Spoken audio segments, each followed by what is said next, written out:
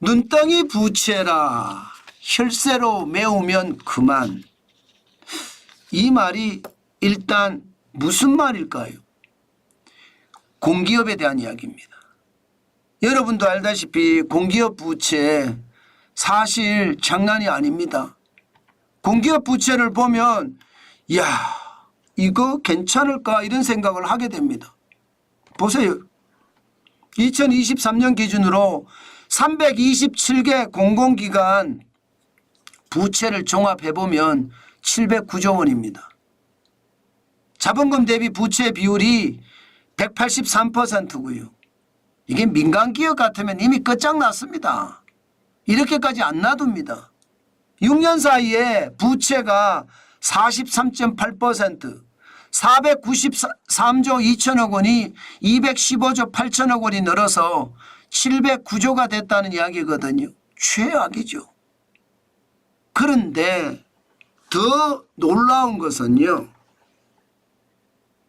공기업 부채가 이렇게 늘어나는데도 노사 간의 짬짬이가 엄청나게 일어나고 있다는 이야기입니다. 무슨 얘기냐고요? 여러분 이거 한번 보세요. 이거를 보시면 여러분들도 놀라실 거예요. 공기업 노조 전임자 현황입니다. 327개 공공기관에 대한 건데 근로시간 면제자가 1219명이나 됩니다. 쉽게 말하면 일 안 하고 월급 받는 사람이 이렇게 많다는 거예요. 노조 일만 하는 거예요. 저는 이게 이해가 솔직히 잘 안 되거든요. 아니 노조라는 것은 조합비를 받아서 운영하는 게 기본이잖아요. 그런데 회사에서 돈 받아서 운영한다는 거 이게 말이 됩니까? 저는 그게 말이 안 된다고 생각을 해요. 예, 기본적으로 회사에서 월급이라는 걸 받잖아요. 노조 전임자가 되면 회사에서 받는 것은 저는 말이 안 된다고 생각하는데 회사에서 노조 받는 사람들이 굉장히 많습니다. 실질적으로 풀타임은 594명이고요. 파트타임은 625명입니다. 이것을 풀타임으로 환산을 하면 여러분 848명이 되고요. 연간 인건비가 674억 원이에요. 연간 인건비가.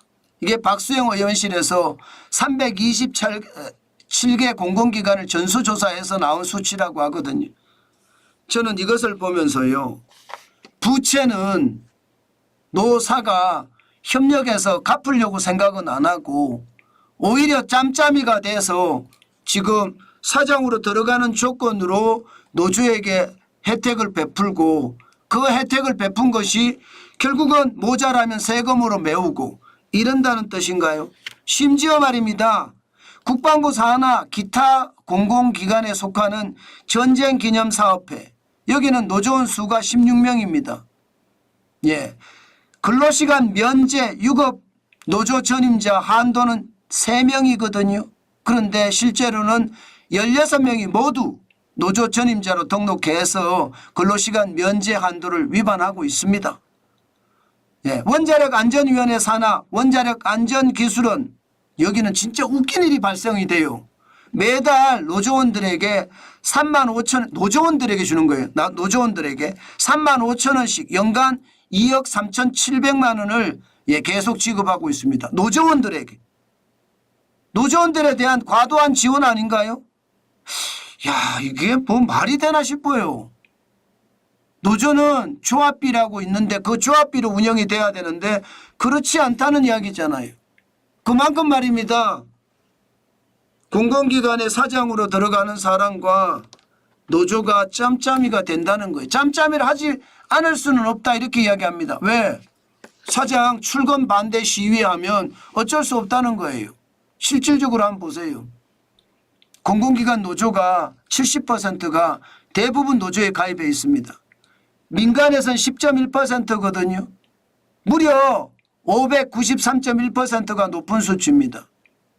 예, 7배가 높다는 거잖아요. 7배. 예, 민주노총이 116곳에 가입했고요. 한국노총에 104곳이 가입을 했다. 이렇게 이야기합니다. 노조 조직이 이렇게 탄탄하니 노조와 짬짬이를 안 할 수가 없다. 이렇게 이야기가 되는 건가요? 참 안타깝습니다. 저는 이게 결국 말입니다. 여러분들의 주머니를 결국은 다 튼다는 거예요.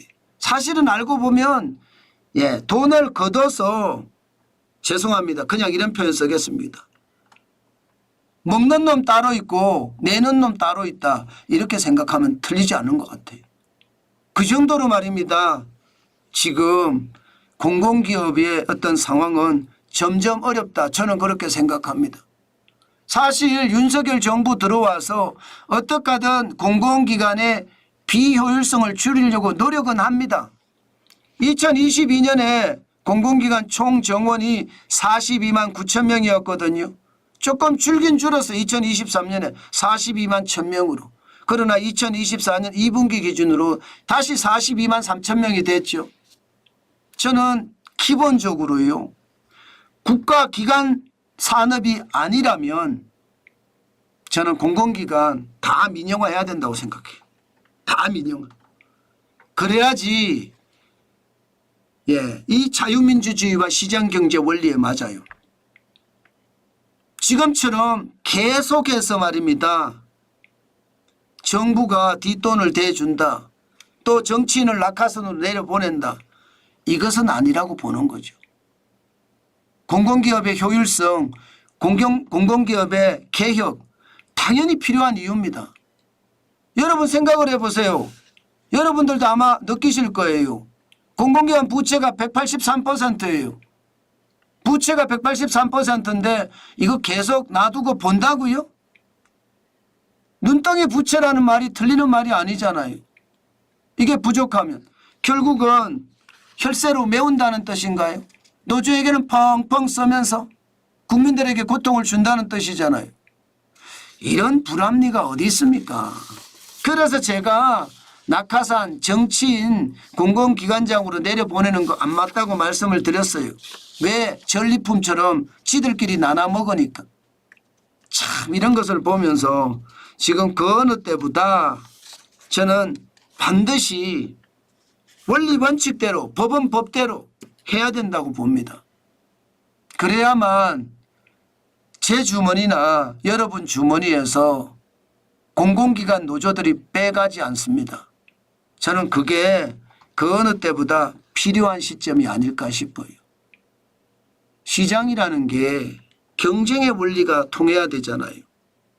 그렇지 않고 노와 사가 짬짬이가 돼서 서로 해먹겠다고 드는 것은 나라가 망하자고 생각하는 것과 저는 다름이 없다고 봅니다.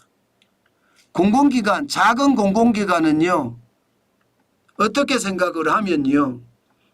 작은 나라예요. 그 나라가 계속 적자가 난다는 건 있을 수 없는 일이잖아요. 그래서 계속 혈세로 메우면 그게 말이 됩니까? 저는 노사가 자유민주주의가 뭔지 시장경제가 뭔지 이거부터 먼저 제대로 따져보고 공공기관을 경영하는 것은 어떨까? 저는 오늘 그런 생각도 해봅니다. 참 안타까운 현실이죠. 모두가 이렇게 해먹겠다 저렇게 해먹겠다 하는데 죽어나는 것은 국민이라는 것.